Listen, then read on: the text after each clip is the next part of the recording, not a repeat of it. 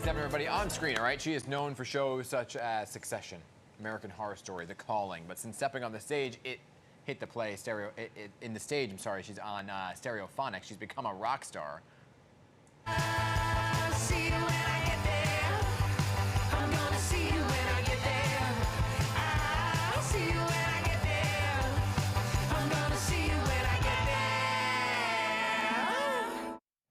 Yeah. And the role has earned her a Tony Award nomination. So please welcome actress and rock star Juliana Canfield. So good morning. Thanks for being here. Good morning. Thank you for having me. Of course. First of all, congratulations. Thank you. Thank you so much. Yeah. And most of your fans know you as Jess from Succession. That's right. Hollow, a huge hit with fans and critics. What is it like to be a part of such an amazing show like that? I mean, being a part of Succession really feels like being a part of a unicorn type of experience. Yeah. I think it's so rare that an experience, a job, feels so fulfilling every day, and then so many people appreciate all of the hard work and talent that went into it to that same degree. So it's wonderful. I mean, the best writers in the world, the best cast, everybody on that crew, and we just all loved going to work. It was just such a pleasure, and it was so. And then I loved watching it too. So it's kind of double win. Gosh, I was so bummed when it ended. I know, me too. Okay, so that's that, right? That's the TV world. Then you make a Broadway debut in this show called Stereophonic. Yeah. History being made here with the most Tony nominations ever, 13 Tony nominations, That's you right. being one of them. That's right. Congratulations. Thank you very much. What's happening in your head from Succession to now the stage, Stereophonic, the Tony Awards? It's a race. I mean, it's a whirlwind. Yeah. I sort of feel like I'm living, it's not even a dream, because I couldn't have dreamt of a version of reality that was this wonderful. But to go from that job, which was so fulfilling, right into this one, which is so engaging and so challenging, and all of the positive reception and recognition has just been a delight. And I'm so proud of our cast and the creative team. It's really been a thrill. And it's your Broadway debut. It is. That's crazy. I know.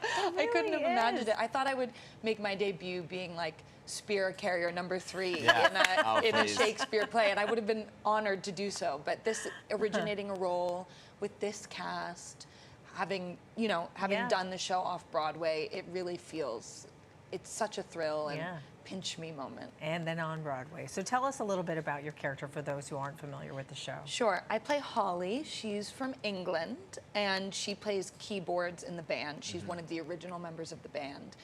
And, everyone in the band has their own roles, I guess, but Holly, I think maybe the thing that sets her apart is that she has a really sparky temper. Okay. But she's also quite stoic. So she kind of flips between being unreadable and smoke coming out of her ears. Right. Wow. Which is a pretty fun range to play. Nice. And were you musically talented with the keyboard and the piano beforehand? You know what? Sort of in my soul I was, but I played till I was 11. Yeah. Very privately. I'd never had played in front of anybody before I started rehearsal. But yeah, they threw us into the deep end with this. Wow. For sure. That's so did you have to take lessons again? Or? Yeah, I took, so when I auditioned for the play, I thought I had played till I was 18, so I was feeling pretty confident, but it turned out that I quit when I was 11. Yeah. I didn't lie on purpose. It was really just a little brain lapse. But so when I got the job, I started taking lessons again. Nice. And then for the first 5 or so weeks of rehearsal, we were rehearsing as a band for the most of our rehearsal time. So that's really where I got my reps in. Yeah, don't worry, you weren't lying. I think I'm Mozart. But Yeah, and for I'm sure. self-taught. So You are. Yeah, You are right. But in my Mozart. head, I'm Mozart. I play for everybody else. I'm playing chopsticks.